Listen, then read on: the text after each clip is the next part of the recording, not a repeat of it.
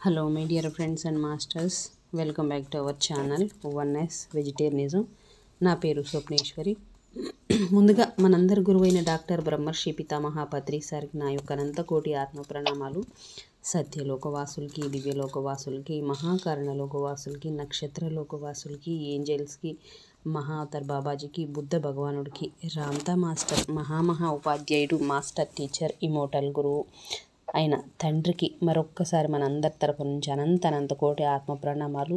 ఈ వర్తమాన క్షణంలో ఉన్న సమస్త సృష్టికి, సమస్త విశ్వానికి, విశ్వంలో ఉన్న ప్రతి ఒక్క కాంతి మాస్టర్స్కి, అలాగే అమరత్వం ఎవరైతే అమరత్వ గురువులు ఉంటారో, అమర గురువులు ఉంటారో వాళ్ళందరికీ కూడా మరొక్కసారి నా యొక్క ఆత్మ ప్రణామాలు తెలియచేసుకుంటూ, నా యొక్క స్వయానికి కూడా నా యొక్క ఆత్మ ప్రణామాలు. Thank you so much. అయితే రోజులాగే ఈరోజు కూడా మన ముందుకు వస్తున్న మాస్టర్ శాంతా మేడంకి సాదరంగా వెల్కమ్ చేద్దాం. Masters madam, welcome to our session madam. Over to you madam, Shanta madam.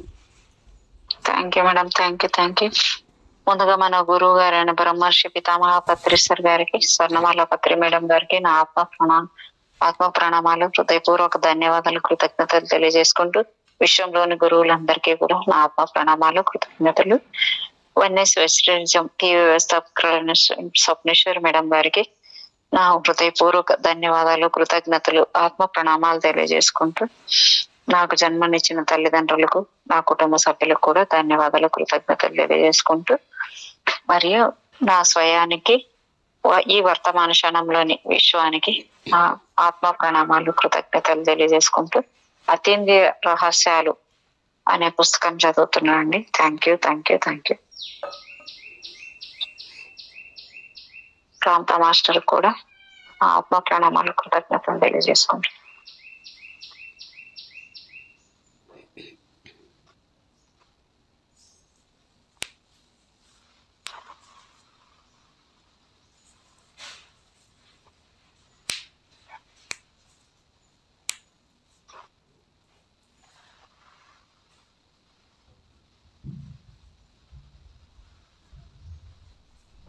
Madam 122 madam.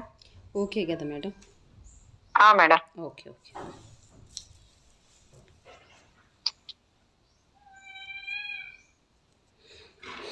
మొన్న 15th చదివినది కొంచెం చెప్తాను ఇక్కడ.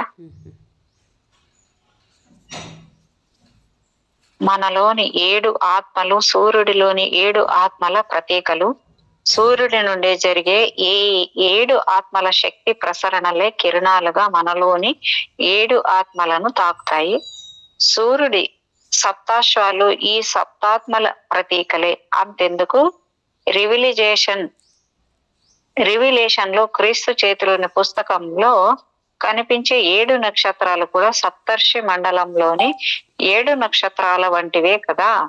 అయితే ఈ 7 నక్షత్రాలు 7 చర్చీల 7 తాళపు చెవులు అనేవారు ఉన్నారు. మంచి కర్మల ఫలితాలే మనకు దక్కాలనుకోకూడదు. కర్మ మంచిదైనా చెడుదైనా మానవ జాతికి అంతటికి సమానమే. అందరికీ అందని మంచి కానీ చెడు కానీ మన ఒక్కరికే అందదు. మన లక్ష్యం స్వార్థపూరితమైనప్పుడు ఫలితం మంచిగానూ ఉంటుంది, చెడుగానూ ఉంటుంది. ఎంతసేపు మన గురించే ఆలోచిస్తూ ఇతరులను పట్టించుకోకపోతే ఆనందం అందిరాదు. ఇక్కడ 37వ అధ్యాయం మేడం. మృత్యుంజయ ఆత్మ, నేను భగవదాత్మను, I am the soul of the gods అని అనగలుగుతున్నామంటే కేవలం కండబలం, మనోబలం చూసుకుని కాదు కదా. ఈ మానవ బలం బాహ్యానికి వర్తిస్తుందే కానీ అంతరికంగా మనలో ఉన్నది దివ్యత్వం, దైవీ బలం. అదే దివ్యాత్మ. ఈ దివ్యాత్మ శక్తులనే ఒకప్పుడు క్రియాశక్తులు అనేవారు. నేడు వాటినే మనం ఆత్మశక్తులు అంటున్నాం. 7 మహావృక్షాలు, 7 అతిథులు, 7 పర్ణశాలలు, 7 ఉపదేశాలు, 7 చైతన్యాల సమాహారంగా అనుగీతలో ఒక అడవి వర్ణన ఉంటుంది. ఈ అరణ్యము సువాసన భరిత పుష్పాలతో నిండి ఉండటమే కాక 5 రంగుల ఫలాలను సైతం కలిగి ఉందట. ఈ అడవిని మానవ ప్రతీకగా భావిస్తే మన సుఖ దుఃఖాలు, ఇంద్రియ శక్తులు, అతిథ్య ప్రవృత్తులు ఇవన్నీ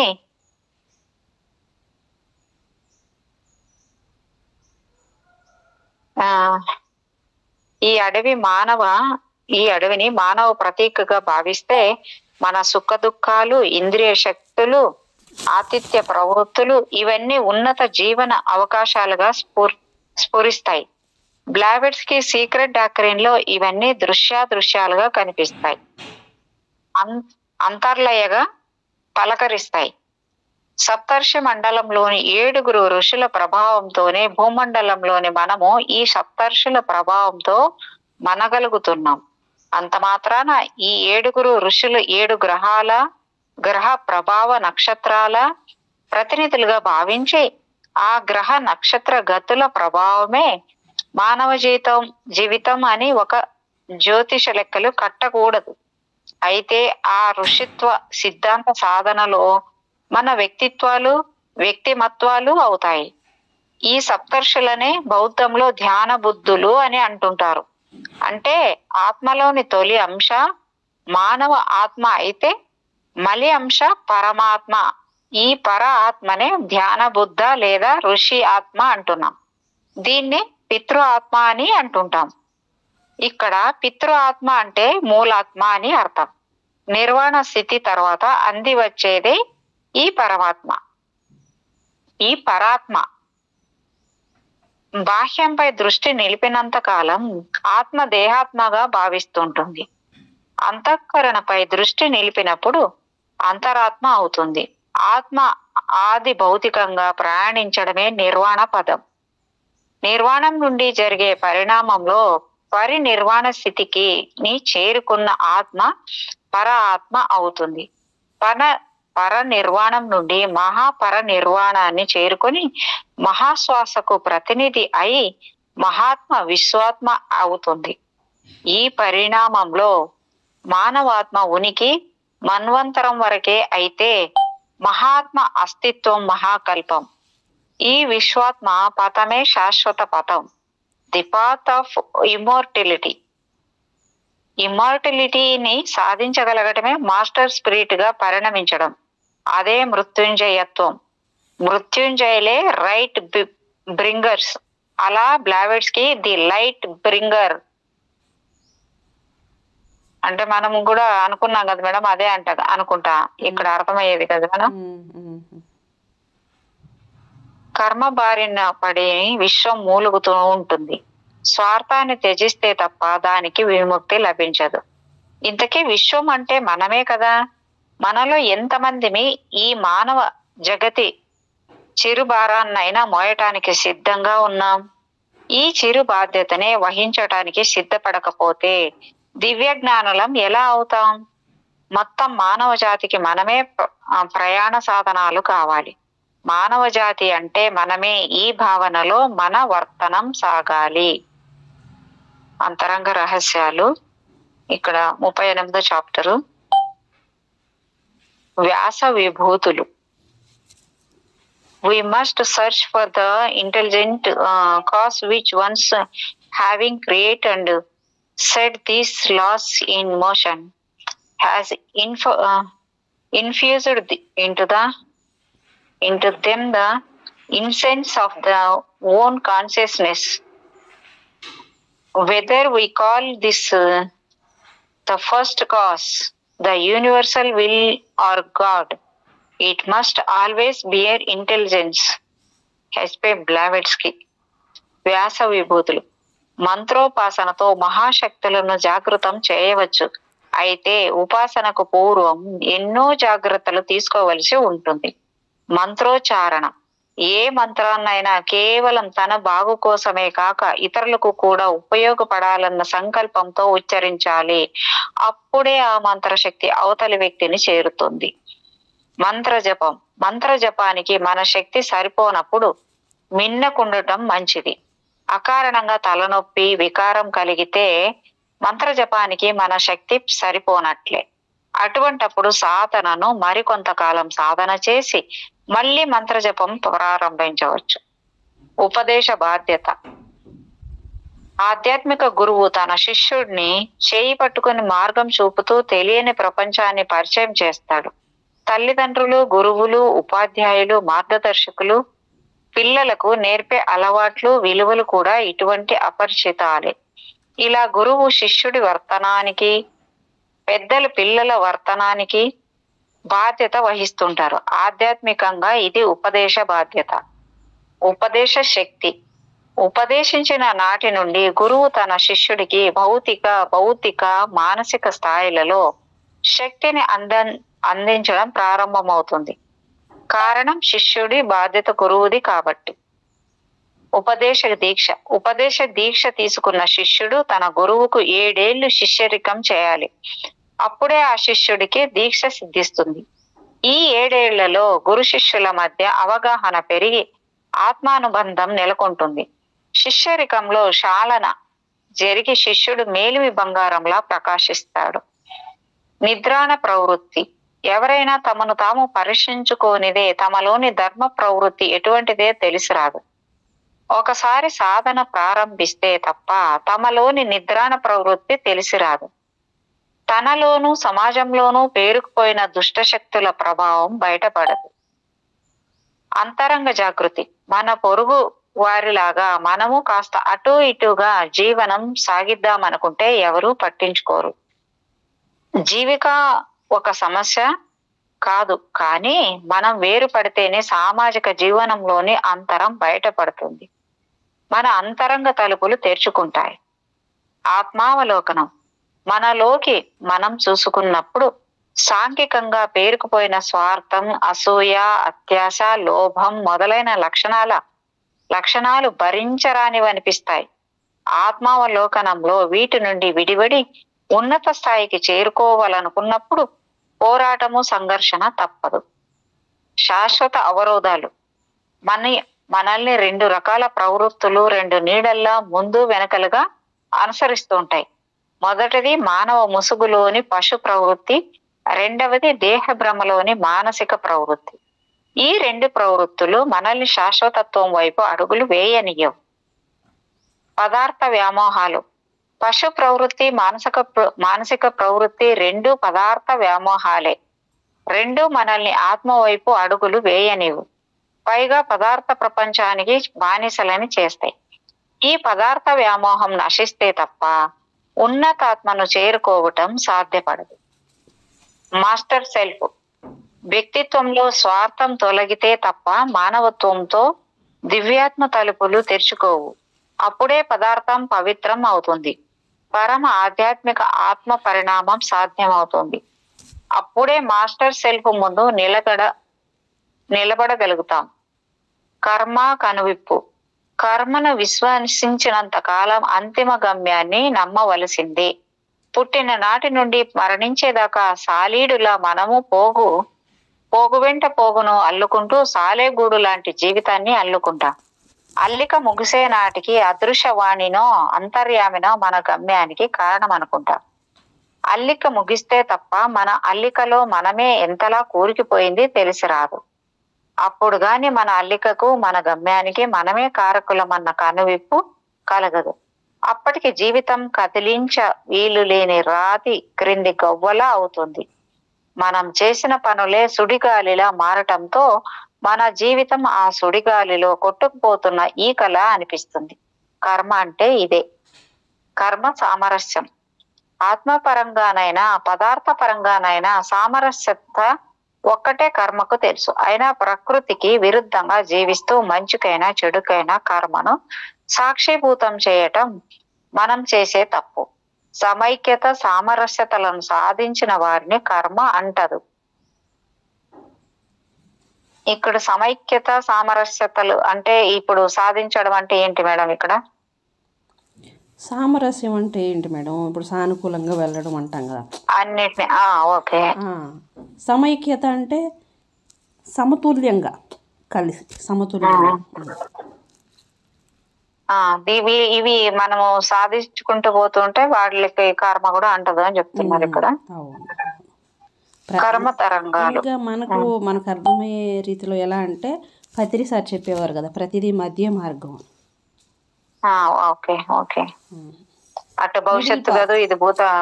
ఆ, మిడిల్ పాత్, మధ్య మార్గం. అదే అదే అదే. ఉమ్. కర్మ తరంగాలు. కర్మ అనేది జీవితం అనే తటాకంలోకి విసిరివేయబడ్డ బండ లాంటిది. అది అనేక తరంగాలను సృష్టిస్తూ వ్యాపింపజేస్తూ అనంతమవుతూ ఉంటుంది. వాటినే మనం కర్మ బంధాలు, కర్మ ఫలితాలు అనుకుంటూ ఉంటాం. జ్ఞానవర్తనం. వర్తమానంలో సత్యము, న్యాయము అలక్ష్యానికి గురి అవుతున్నాయి. అందుకే జ్ఞానం ముంగిట వర్తమానానికి విలువ తరిగిపోతుంది. అసలు సత్యానికి, న్యాయానికి ఉనికి ఉంటేనే కదా జ్ఞానం ప్రకాశించేది. ఏది సత్యం, ఏది అసత్యం అని తెలుసుకోవటం నుండి జ్ఞాన వాకిళ్ళు తెరుచుకుంటాయి. బానిసత్వ వర్తమానం. మనం నైతికంగానో భౌతికంగానో స్వేచ్ఛావర్తనలం అని విర్రవీగుతుంటాం. కానీ నిజానికి రెండు విధాల మనలది బానిస బ్రతుకే. కట్టుబాట్లు. తెలివిహీనత. ఒకప్పుడు దేశానికి, అధికారానికి బానిసలం. ఇప్పుడు పదార్థ ప్రపంచానికి, స్వార్థ పరత్వానికి బానిసలం. ఇలా సాంఘిక కట్టుబాట్ల మధ్య తెలివిహీనులం అవుతున్నాం. ఆధునిక సంస్కృతి. ఆధునిక సంస్కృతిలో సరైన రీతిలో జ్ఞాన ప్రకాశనం జరగటం లేదు. కాబట్టి జ్ఞానం అటు దివ్యత్వానికి రాజబట వేయను గలదు, ఇటు మూర్ఖత్వం చెంతకు చేర్చను గలదు.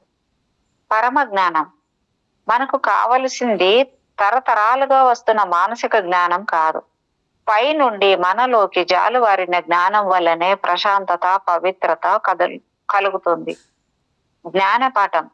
ఏ ఒక్కరూ ఒకే జన్మలో సత్యమైన జ్ఞానాన్ని అందుకోలేరు. ప్రతి కొత్త జన్మలోనూ ఏ రూపంలోనైనా సరే మనం అందుకునే జ్ఞానం మరో పాఠం అవుతుంది. స్వార్థ పరత్వం. మన స్వార్థం ఎంతటిదంటే మన వ్యక్తిగత ఆసక్తి ఎంత చిన్నది అయినప్పటికీ దాని ముందు గురుడివారం, చెవిటివారం అయిపోతాం. సత్య తపన. మానవ జన్మలో తెలివైన వారు కొందరైతే తెలివిగా నటించేవారు మరికొందరు. తెలివైన వారి జ్ఞానానికి దగ్గర అవుతుంటారు. వారిది సత్య తపన అయి సత్య జ్ఞానానికి సంబంధించిన అంతర్గత రహస్యాలు తెలుస్తుంటాయి. నిజానికి సత్యం, జ్ఞానం ఒకే కొమ్మకు పూసిన రెండు పువ్వులు. దివ్య జ్ఞానులు. ప్రతి ఒక్కరూ ఆకలిస్టులు కాకపోవచ్చు, కానీ అందరూ థియోసఫిస్టులు కావచ్చు. దివ్య జ్ఞాన సమాజం తెలియకపోయినా స్వతసిద్ధంగా దివ్య జ్ఞానులై ఉండవచ్చు. మేడం చెప్పండి మేడం. ఆకల్టిస్టులు అంటే ఏంటి మేడం? నాకు అర్థం కాలేదు మేడం. ఓకే. అంటే ప్రతి ఒక్కరూ అకల్టిస్టులు కాకపోవచ్చు, కానీ అందరూ థియోసఫిస్టులు కావచ్చు. దివ్య జ్ఞాన సమాజం తెలియకపోయినా స్వతసిద్ధంగా దివ్య జ్ఞానులై ఉండవచ్చు. దైవీ లక్షణాలు. మనిషిలోని మానవత్వంలో దివ్యత్వాన్ని జమ చేయటమే థియోసఫీ లక్ష్యం. మనిషిని పశు ప్రవృత్తికి దూరం చేసి దైవీ లక్షణాలకు దగ్గర చేయటమే థియోసఫీ చేసే పని. దివ్య పరిమళాలు. కారుణ్యము, నిస్వార్థము, ఆధ్యాత్మికత, సమాన న్యాయము, సహచర్యము అనే లక్షణాలతో వ్యక్తిత్వాన్ని తీర్చిదిద్దటమే థియోసఫీ ఉద్దేశం. ప్రబోధ ప్రసూనం. మంచిని ప్రబోధించేవారు థియోసఫీని బోధించగలరు. థియోసఫీని ప్రబోధించేవారు మంచిని బోధించగలరు. విశ్వ సోదర భావనతో థియోసఫీ నూతన జీవితాన్ని ఆవిష్కరించగలరు. సామాజిక హితం. అసూయను, అజ్ఞానాన్ని పారదోలటమే థియోసఫీ చేసే పని. థియోసఫీ అర్థమైతే అసూయ రూపమాసిపోతుంది. ఉద్యమ పోరు. థియోసఫిస్టులు మానవ హితానికి ఎప్పటికీ సన్నిహితులే. మానవ హితాన్ని కాంక్షించే ఏ ఉద్యమానికైనా సన్నిహితులే. రాజకీయాలకు అతీతంగా థియోసఫిస్టులు త్రాగుడు పైన, మహిళలకు జరుగుతున్న అన్యాయాల పైన, సమాజంలో వేళ్ళూనిన అవినీతి పైన పోరాటం సాగిస్తూనే ఉంటారు. ఫలమే ఆదర్శం. ఫలాన్ని బట్టి వృక్షాన్ని చెప్పొచ్చు అన్నట్లుగా థియోసఫిస్టుల వర్తనం ఆదర్శంగా ఉండాలి. ఇక్కడికి అయిపోయినట్లుంది మేడం. 39 అధ్యాయము.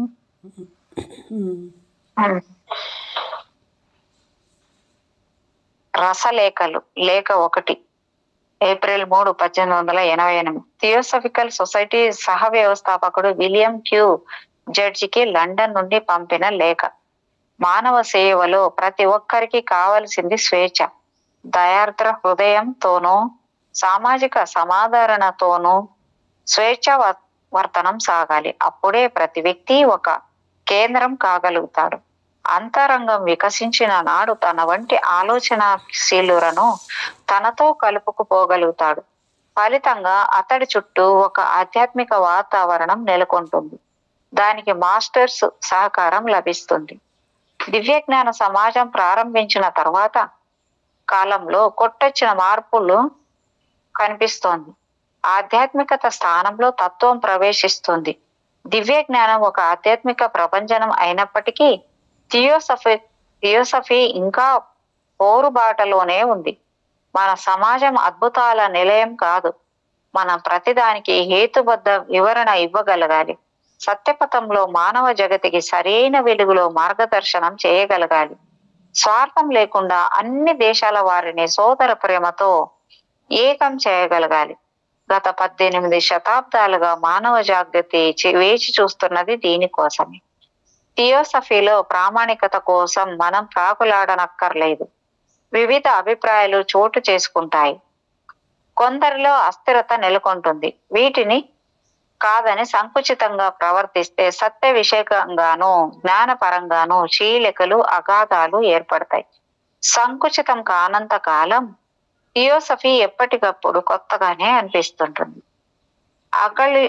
అకలిష్టులను పెంచి పోషించడానికి దివ్యజ్ఞాన సమాజం ఏర్పడలేదు.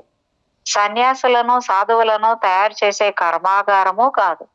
భౌతికాన్ని ఆధ్యాత్మికాన్ని కలిపి మృతత్వాన్ని ఆరాధించడం అనే అంతర్లయంలో ఏర్పడింది. మన సమాజానికి స్థానికంగా శాఖలు ఉండవచ్చే తప్ప మనకు స్థానికత్వం లేదు. అంటే దివ్య జ్ఞానాలకు స్థానికత్వం అంటూ ఉండదు. మీరందరూ సమాజానికి ఎంతో నేను అంతే. లేఖ నెంబర్ 2, ఏప్రిల్ 7, 1889. థియోసఫికల్ సొసైటీ ఏర్పడిన 14 ఏళ్లకు లండన్ నుండి జడ్జికి రాసిన లేఖ. దేశంలో ఆల్కాట్ నేతృత్వంలో థియోసఫికల్ సొసైటీ శాఖోపశాఖలుగా విస్తరిస్తోంది. వారు ఎక్కడికి వెళ్ళినా అక్కడ శాఖ ఏర్పడుతోంది. దాహార్తలకు వర్షపు జల్లు అవుతోంది. నీళ్ళ సారవంతం అవుతోంది. పుష్పాలు వికసిస్తున్నాయి. ఆరోగ్యకరమైన వాతావరణం నెలకొంటోంది. ఎన్ని అడ్డంకులు ఎదురవుతున్నా సత్య ప్రవాహంలో ప్రతిదీ కొట్టుకుపోవలసింది. థియోసఫీ ప్రతి ఒక్కరి హృదయాలలోనూ మనసులలోనూ గూడు కట్టుకుంటుంది. వినగల వారి చెవులకు చేరి సామరస్యాన్ని వెదజల్లుతుంది. సత్యం యొక్క ఆత్మను చూపగలిగితే ఆ వెలుగులు ప్రతి ఒక్కరికి మార్గదర్శనం అవుతాయి. మనం సమాంతరంగా ఎదగాలే తప్ప విస్తృతం కావటం ముఖ్యం కాదు. బలోపేతం కావటం వేరు, విస్తరించడం వేరు. కేవలం విస్తరణ వల్ల సమస్యలు చుట్టూ ముడతాయి. బలోపేతం కావటం వల్ల భయం నీడలు సోకవు. ఇది మానవులందరికీ వర్తిస్తుంది. మన విషయంలో దివ్య జ్ఞానం బలోపేతం కావాలి. దాంతో మన జీవితాలు శక్తి సంపన్నం కావాలి.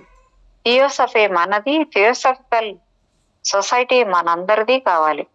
మనందరిలో సోదరత్వము, ప్రేమతత్వము నెలకొనాలి. అప్పుడే మనం ప్రపంచాన్ని కదిలించగలుగుతాం. ఆచారాలు, మతాల రూపంలో శత్రువులు పొంచి ఉన్నారు. భౌతికత, అసూయలే మన బయటి శత్రువులు. ఇలా అసంఖ్యాకంగా శత్రువులు ఉన్నారు. వీరందరూ మనపై బురద చల్లటానికి సంసిద్ధులై ప్రయత్నిస్తూనే ఉన్నారు. వారి స్వార్థంతో మన దివ్య జ్ఞానులకు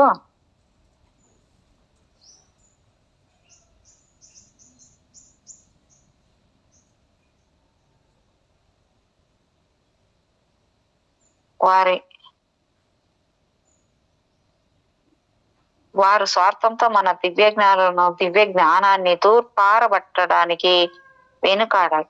వారిపై పోరాటానికి మనకు కావలసింది, పొందాల్సింది దివ్య సంస్కృతి. ఆ పోరుకు కావలసింది ఆత్మ సంపన్నత. విశ్వ సోదర భావంతోనే ఆత్మ సంపన్నత లభిస్తుంది. సమైక్యతే మన బలం.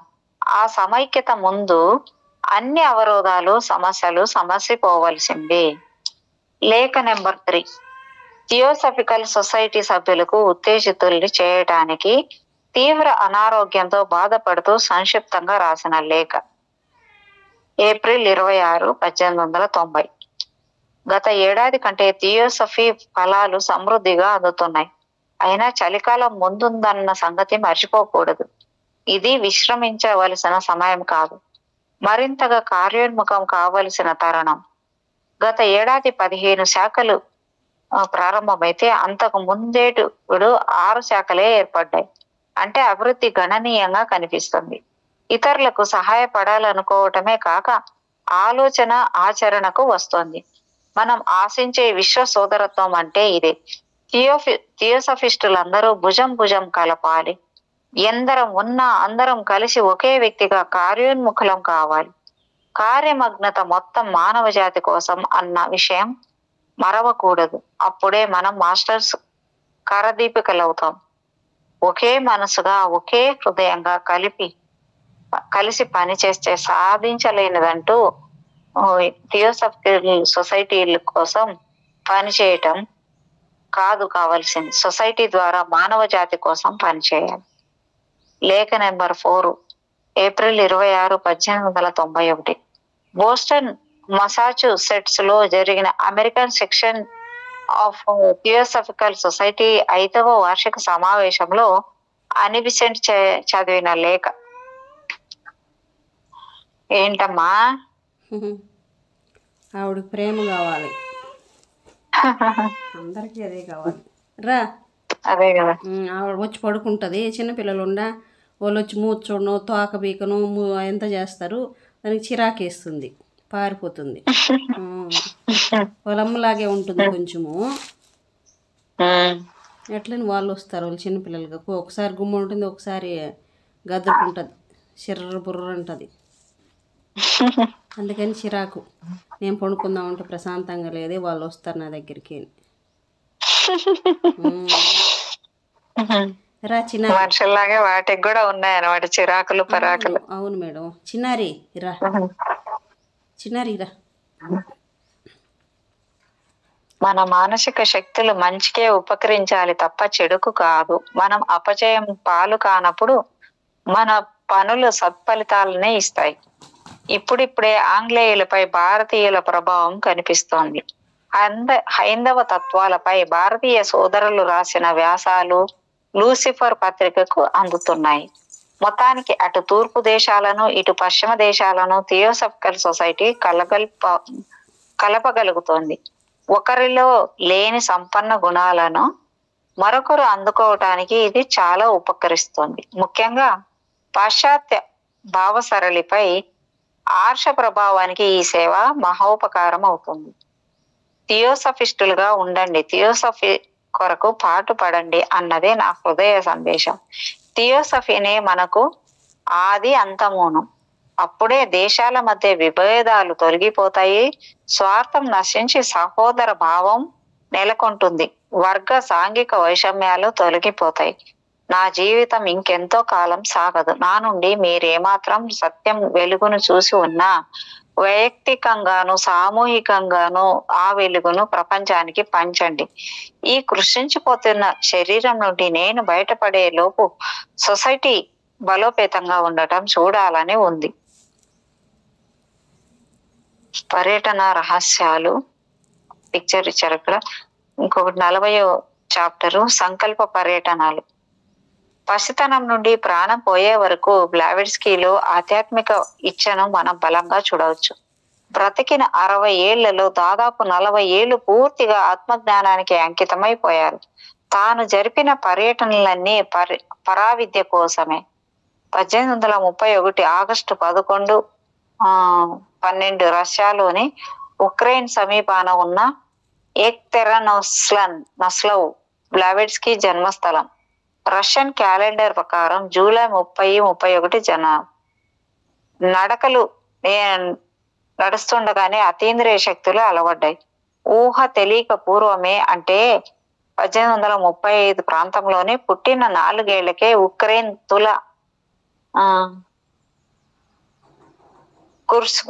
కుర్స్క్లను పర్యటించింది. ఆపై ఏడాది తాతగారితో అస్ట్రాఖాన్ చూసి వచ్చింది.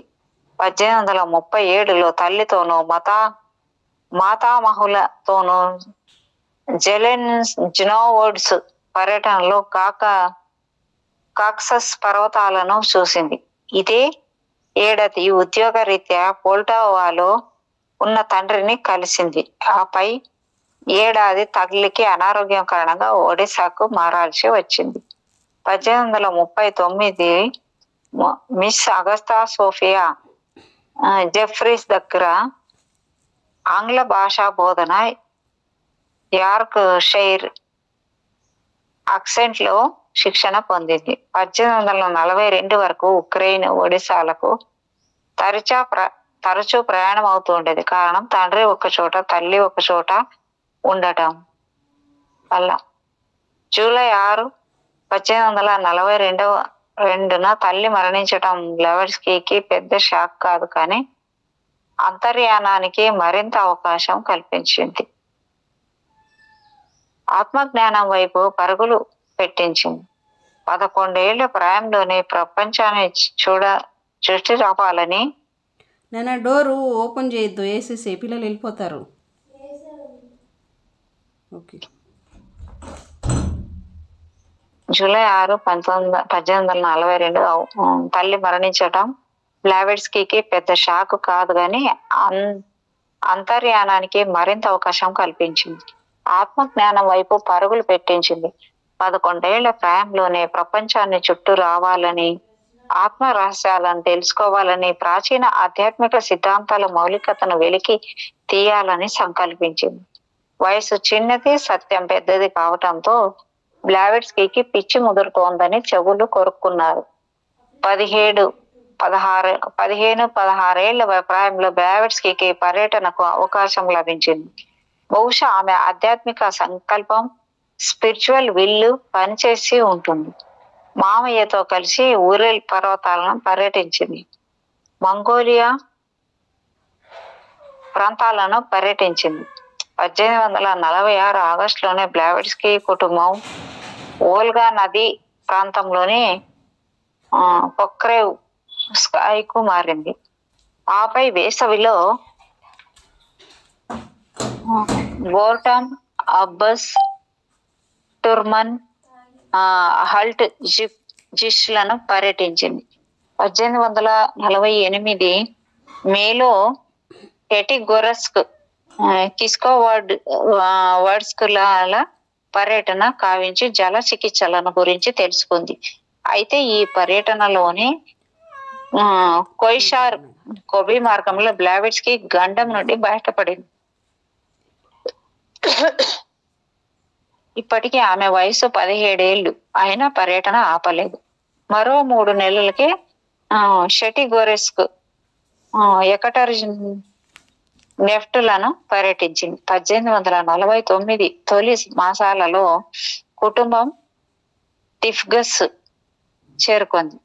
పర్యటనలతో పరవశిస్తున్న బ్లావెట్స్కీకి వివాహం నిశ్చయమైంది. వివాహం జరిగింది 1949లో.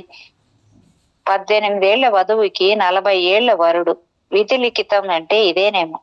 అసలు వివాహ తంతే వద్దనుకున్న బ్లావెట్స్కీ మెడలు వంచక తప్పలేదు.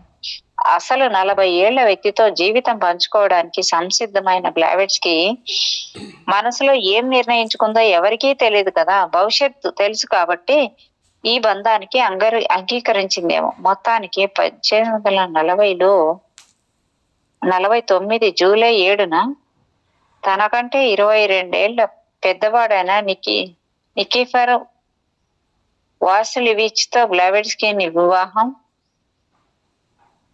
జరిగిపోయింది. అదే రోజు భర్తతో కలిసి సంసారం సాగించేందుకు దరచిబాగ్కు పయనమైంది. వైవాహిక వ్యవస్థలో బ్లావెట్స్కీ ఇమడలేకపోయింది. 3 నెలలు గడిచిన ఇద్దరు తూర్పు పడమరలే అయ్యారు. అన్యోన్యత, అవగాహన ఇద్దరి మధ్య లేవు. ప్రేమ అంకురించలేదు. అందుకే ఆమె పేరులోనే బ్లావెట్స్కీ మిగిలాయి తప్ప జీవితంలో ఏనాడు తోడ నీడ కాలేదు. ఆమె పేరుకు తోక అయ్యారు. భార్యాభర్తలు ఇద్దరూ విడాకులు తీసుకోవాలనుకున్నారు. కానీ నాటి చట్ట ప్రకారం 10 ఏళ్లు ఆగవలసిన పరిస్థితి ఏర్పడింది. ఎందుకో గాని బ్లావెట్స్కీ 11 ఏళ్ల తర్వాత భర్తను కలవాల్సి వచ్చింది. అలా 1861 మరో సంవత్సరం భర్త ఎస్వి బ్లావెట్స్కీతో కాస్తంత సంసారం సాగించింది. ఈ మధ్య కాలంలో బ్లావెట్స్కీ మరోమారు పర్యటనకు సిద్ధమైంది. సంసారం వద్దనుకున్న బ్లావెట్స్కీ 1849-50 మధ్య టర్కీ, గ్రీసు, ఈజిప్టు, ఫ్రాన్స్లలో విస్తృతంగా పర్యటించింది. అది ఆమె ఆత్మ అన్వేషణ. ఆ మరుసటి సంవత్సరమే తండ్రితో లండన్ చేరింది. ఇక్కడనే తన టీచర్ను కలిసింది. ఈ టీచర్ని బ్లావెట్స్కీ మాస్టర్ మోరియా అని, మహాత్మా ఎం అని అంటుండేది. చిన్ననాటి నుండి తరచుగా తనకు హాస్టల్ ఫార్మ్ లో కనిపిస్తున్న వ్యక్తి ఈ మాస్టర్ దేనని ఆమె తర్వాత తెలుసుకోగలిగింది. తానెప్పుడు కష్టాలలో ఉన్నా, ఆపదలో ఉన్న ఈ మాస్టర్ ప్రత్యక్షమైన ఆ విపత్కర పరిస్థితుల నుండి ఒడ్డును పడేసేవారట. ప్రత్యక్షంగా చూడకపోయినా అలా ఈ మాస్టర్ రక్షణలోను, గైడెన్స్ లోను తాను ఉన్నట్టు బ్లావెట్స్కీ భావిస్తుండేది. 1851 లండన్ లో ఉండగా ఒక్కరోజు అలా నడుచుకుంటూ వెళ్తుండగా పర్యటనకు వచ్చిన ఒక భారతదేశ రాజకుటుంబంలో ఒక పొడకరి అయిన వ్యక్తిని చూసింది. తాను ఆ విస్మయం నుండి తేరుకోక ముందే తనకు తరచుగా హాస్టల్లో కనిపించేది అతనే అని గుర్తించింది. వెంటనే అతనితో మాట్లాడాలని ముందుకు అడుగు వేసినప్పటికీ అతను రావద్దని సంజ్ఞ చేశాడు. తాను నిశ్చేష్టురాలైంది. తన పక్కగా అతను నడుచుకుంటూ వెళ్ళిపోయాడు. మరుసటి దినం ఆమె హైడ్ పార్కుకి వెళ్ళింది. గత దినం నాటి సంఘటనకు స్మరించుకోవడానికి ఆమెకు అవకాశం దక్కింది. అక్కడనే అనాలోచితంగా కళ్ళెత్తేటప్పటికి అదే రూపం తనను సమీపిస్తుంది. అప్పుడు ఆ మాస్టర్ భారతీయ బృందంతో కలిసి ముఖ్యమైన మిషన్ మీద లండన్ వచ్చానని, తాను త్వరలో ప్రారంభించబోయే ఒక కార్యంలో ఆమె సహాయం కావాలని, అందుకోసం తర్వాత కలుస్తానని చెప్పారట.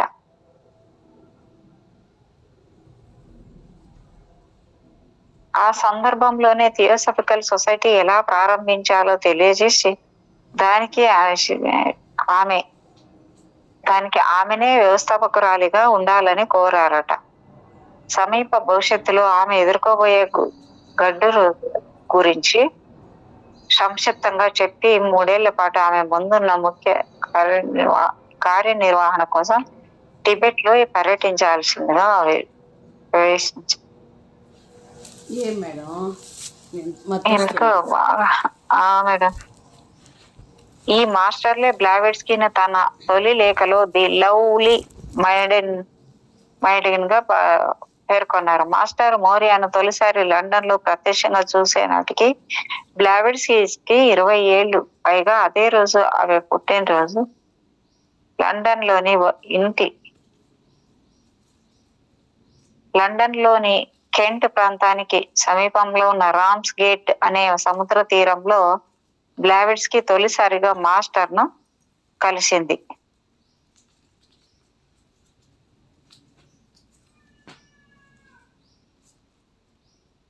41వ చాప్టర్. వాడు వచ్చాడు చూడు, పండు అరుస్తున్నాడు డోర్ది. అవును, 1 అవర్ అయిపోయిందా మేడం? ఇక్కడ లేదు మేడం, 40 నిమిషాలు అయింది. అవునా, నా దాంట్లో 1 అవర్ అయిపోయినట్టుగా చూపిస్తుంది మేడం. 1:30 మనం అంటే టైం మనం స్టార్ట్ చేసింది అప్పటి నుంచి కాదు కదా. ఓకే, మనం ఆత్మీయ పర్యటనలు 41వ పేజీ. జ్ఞాన శకలాలతో ప్రజ్ఞానాన్ని మూట కట్టుకోవాలనుకోవటం ఎండమావుల వెంట పరుగులు తీయాలనుకోవటమే అవుతుంది.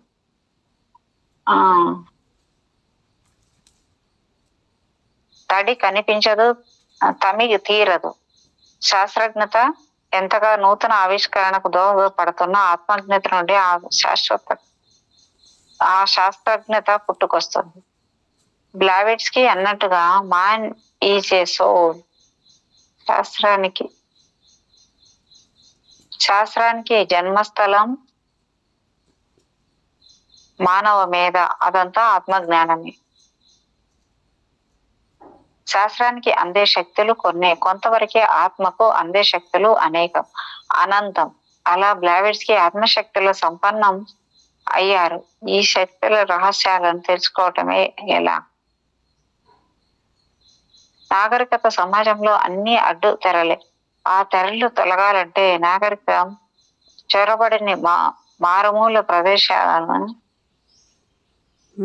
బాగా వస్తుంది మేడం. మత్తు ఏంటి మేడం ఇలాగ వస్తుంది? ఇంకో నిమిషం ప్లీజ్ అవుతాను మేడం.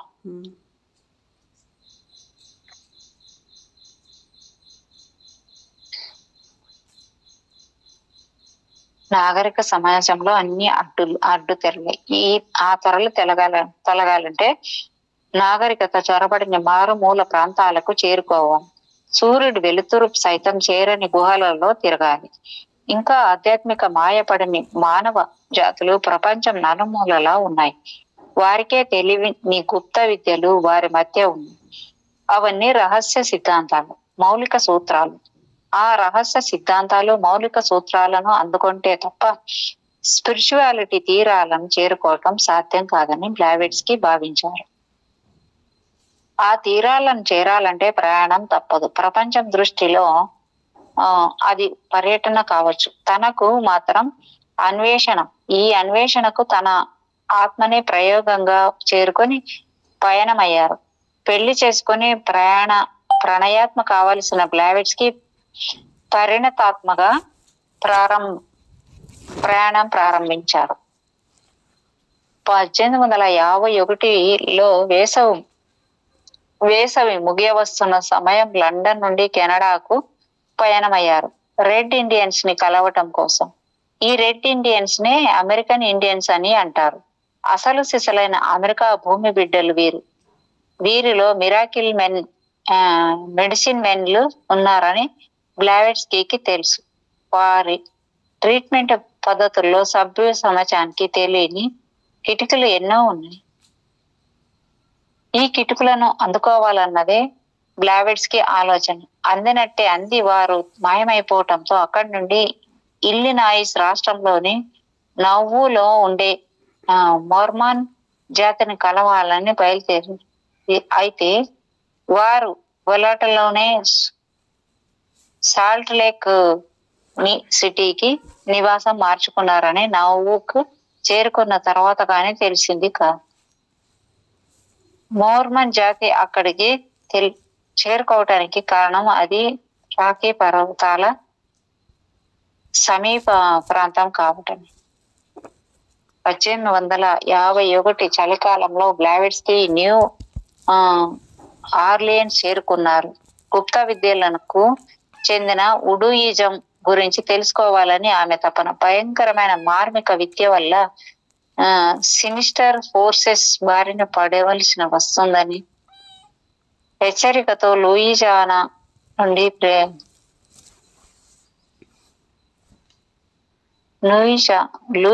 నుండి టెక్సస్ చేరుకున్నారు. మెక్సికో గుండా సెంట్రల్ అమెరికా చేరుకోవాలన్నది ఆమె ఆలోచన. కెనడా దేశస్థుడైన పెరెజక్యూస్ తో పరిచయం కలిగింది. కాస్త విరామం తర్వాత మెక్సికో చేరుకొని అక్కడి నుండి దక్షిణ అమెరికాలోని పెరూలో అడుగు పెట్టారు.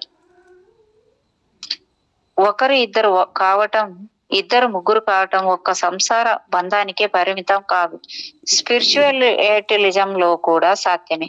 1852లో వేసవి ముగుస్తూ చలికాలం ప్రవేశిస్తున్న తరుణంలో వెస్ట్ ఇండీస్ లో 2 ఏళ్ల పూర్వమే పరిచయమైన ఒక జర్మన్ దేశస్థుడు మెక్సికోలోని ఒక హిందూ చేలా అంటే భారతీయ యోగి బ్లావెట్స్ కి తోడయ్యారు. ఈ ముగ్గురు కలిసి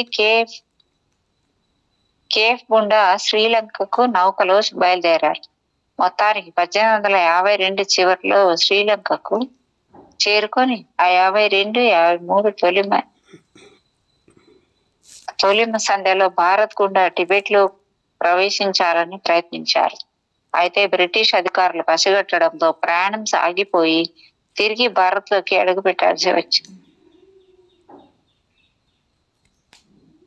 అప్పుడే దక్షిణ భారతం సింగపూరు జావాలలో పర్యటించి 1853 క్రిమియన్ యుద్ధం మోసురుకుంటున్న సమయాన ఇంగ్లాండ్ లో అడుగు పెట్టారు. ఈ సమయంలో బ్లావెట్స్కీ లండన్ లోని ఫిలార్మోనిక్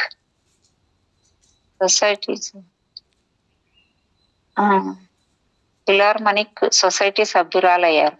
1854 వేసవి ప్రవేశిస్తున్న రోజుల్లో మళ్ళీ తన మాస్టర్ ని కలవటం జరిగింది. ఆ సమావేశం తర్వాత అమెరికా ప్రయాణమయ్యారు. 1854 వేసవి అంతా బ్లావెట్స్కీ అమెరికాలో అవిశ్రాంతంగా పర్యటించారు. న్యూయార్క్, షికాగోలలో విస్తృతంగా పర్యటించారు. దక్షిణ కాలిఫోర్నియాలో పర్యటిస్తుండగానే సముద్ర తీరాల్లోని ఇసుక నుండి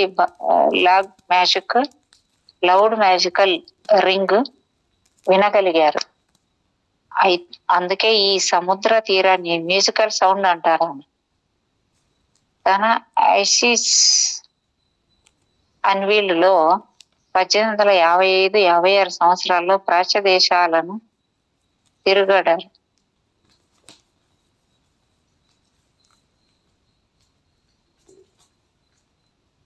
ఈ పర్యటనలో భాగంగా జపాన్ లోని యమరుషి బ్రదర్హుడ్ సభ్యులను కలిశారు. భారతదేశంలోని లడఖ్, కాశ్మీర్ లోయల్లో విహరించారు. ఆదేశాల ప్రకారం టిబెట్, బర్రా, జావాలను దర్శించారు. బర్మాలో ఉండగానే రంగూన్ సమీపంలోని ఇర్రవడ్డీ నదికి వరద రావడంతో బ్లావెట్స్కీ భయంకరంగా జ్వరం పీడిత అయ్యారు. అయితే కుకుషన్ అనే ఔషధ మొక్క ఆకుపసరుతో స్వస్థతురాలయ్యారు.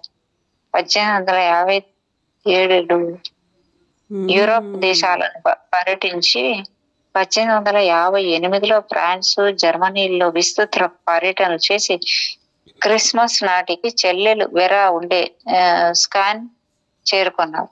చెల్లెల్ని కలిసిన నాటి నుంచి దాదాపు 3-4 ఏళ్ళు, అంటే 63 నుంచి 63 వరకు కుటుంబ సభ్యులతో కాలం గడపడం ఒకటే బ్లావెట్స్కీ జీవితంలో కాస్త కుటుంబ కాలక్షేపం.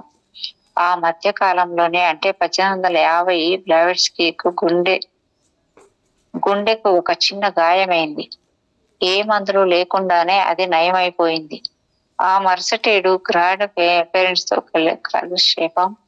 1861-62లో కాదని వచ్చేసిన భర్త ఎన్వి బ్లావెట్స్కీతో కలిసి ఓ ఏడాది గడిపారు. 1863 తాతగారి ఇంట ఊసులాటలు దాదాపుగా ఓ 60 ఏళ్ళు ఇలా భావించడం, 5 ఏళ్ళు ఇలా కుటుంబ సభ్యుల మధ్య కరిగిపోయాయి. మత్తు మేడం, చాలా ఎక్కువైపోయింది మేడం, చాలా ఎక్కువైపోయింది. అదే మత్తు. ఓకే. 1864-65లో కాక్సన్ పర్వత ప్రాంతాల పర్యటన ప్రారంభించారు. బ్లావెట్స్కీ ఇమరేటియా, గురియా, మింగ్రేలియాలలోను, అబాసియా, వర్జిన్ ఫారెస్ట్లలోను, నల్ల సముద్ర తీర ప్రాంతాల్లోనూ విస్తారంగా పర్యటించారు.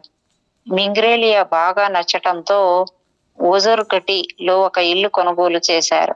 ఇక్కడ ఉండగానే భౌతికంగాను మానసికంగాను విపరీతమైన ఘర్షణను ఎదుర్కోవలసి వచ్చింది. ఈ ఘర్షణ నుండి బ్లావెట్స్కీ అతీంద్రియ శక్తులు అక్కరమయ్యాయి. వాటిపై పట్టు సంపాదించారు.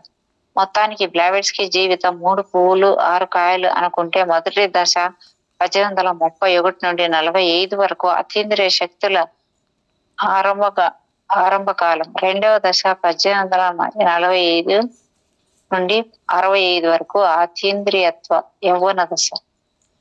1865 నుండి 1891 వరకు అతీంద్రియత్వ పరిణామ దశ. బ్లావెట్స్కీ ఆత్మజ్ఞాన, దివ్య జ్ఞాన రోజులని ఈ పరిణామ దశలోనివే. జీవన వలయంలో బాల్య యవ్వనాలను దాటితే వృద్ధాప్యమే, వానప్రస్థమే. అయితే అనుభవ తీరాల పరిణత దశ అది. నూతన ఆవిష్కరణలకు అవకాశం ఇచ్చే సమయమే మతి. భగవంతుడిని బగబగ మండిన జీవితంలోంచి చల్లని వెన్నెల కురిసే వేళాది. చీకటి కోణాలలో వెలుగు నిండే మహార్దశాది. ఒకప్పుడు తన మ్యాజిక్ ఆదేశం చాలా మత్తు అనుకుంటూ చాలా మత్తు మత్తు మత్తు మత్తు ఒకప్పుడు తన మాస్టర్ ఆదేశం అనుకుంటూ టిబెట్ లోకి అడుగు పెట్టబోయి కాకతలీయంగా భారత్ లో తొలి అడుగు వేశారు. మలి ప్రయత్నంలో 1865లో వాల్కన్, ఈజిప్ట్, సిరియా, ఇటలీల్లో పర్యటించారు. కాక్సన్ ప్రాంతాలను చుట్టూ వచ్చారు. ఇటలీని చేరుకున్నారు. పర్యటించారు. కాక్సన్ ప్రాంతాలను చుట్టి వచ్చారు. ఇటలీని చేరుకున్నారు. ఆపై 2 ఏళ్ల పాటు టిబెట్ లో సేద తీరారు. తనలోని అతీంద్రియ మార్మిక ఆత్మశక్తుల నెగడు రాజకీయ ఇప్పుడు రాజకన్నా అయిపోయిందా మేడం? ఆ పేరు అయిపోయిందా? కొంచెం ఉంది మేడం. సరే, అది అయిపోనిచ్చి కంప్లీట్ చేద్దాం. ఓకే. నెగడు రాజుకున్నది ఇక్కడనే, సాంత్వన లభించింది ఇక్కడనే. ఇక్కడి నుండి బాల్కన్, ట్రాన్స్లేన్వియా, హంగేరీలలో పర్యటించి ఇటలీని చేరుకున్నారు. ఇక్కడే నవంబర్ 2, 1867లో శతగాత్ర అయ్యారు. 1866 తొలి 3 మాసాలలో ఫ్లోరెన్స్ లో బయలుదేరి అంటివరి, బెల్గ్రేడ్ లో తిరిగి కాన్స్టాంటినోపుల్ మీదుగా ఏడాది చివరకు భారత్ చేరుకున్నారు. భారత్ నుండి టిబెట్ కు తన మాస్టర్ తో ప్రయాణమయ్యారు. 69-70లో టిబెట్ లోని 1870 నుండి డిసెంబర్ నుండి నాటికి తిరిగి భారత్ చేరుకొని ఈజిప్ట్ కు తిరుగు ప్రయాణం అయ్యారు. మేడం ఇంకొక పేరా ఉంది, ఇది ఒక చాప్టర్ అయిపోతుంది. సరే మేడం. మొత్తానికి బ్లావెట్స్కీ భారత్, టిబెట్ల మలి పర్యటనలో ఆత్మశక్తులపై పట్టు సాధించగలిగారు. మాస్టర్ తోడుండటంతో మార్మిక శక్తులు, అతీంద్రియ శక్తులు రహస్యాలు బోధపడ్డాయి. టిబెట్, భారతదేశాల స్వయం శిక్షణ పద్ధతులను అనుసరించి సెల్ఫ్ మాస్టర్ కాగలిగారు. ఇలా 4 పదుల వయసులోనే చిన్ననాటి నుండి క్లియర్ వాయన్స్ ప్రభావంతో ఎదుగుతూ వచ్చిన బ్లావెట్స్కీ గతము అందుతుండేది, భవిష్యత్తు అందుతుండేది. అది ఆమె కాలజ్ఞానం. ఆమె కారణంగా అనే న్యూటన్, ఐన్స్టీన్ వంటి శాస్త్రజ్ఞత ముందు బ్లావెట్స్కీ సిద్ధాంతాలు అద్వితీయాలయ్యాయి. అందుకే బ్లావెట్స్కీ రచనలు అతీంద్రియ జ్ఞాన సంపన్నాలు, క్లాసికల్ సైంటిఫిక్ ఫిలాసఫీ అయ్యాయి. ఆమె సాధించిన ట్రాన్సెండెన్స్ స్టేట్, అతీంద్రియ స్థితి ఆమె రచనలకు ఆయువు పట్టు అయింది. అందుకే ఆమె అతీంద్రియ భావాలను సెలెస్టియల్ విజిటర్స్ అనవచ్చేమో. Thank you madam. Thank you madam. Thank you so much madam. మీకు నా యొక్క హృదయపూర్వకమైన కృతజ్ఞతలు. Thank you so much madam.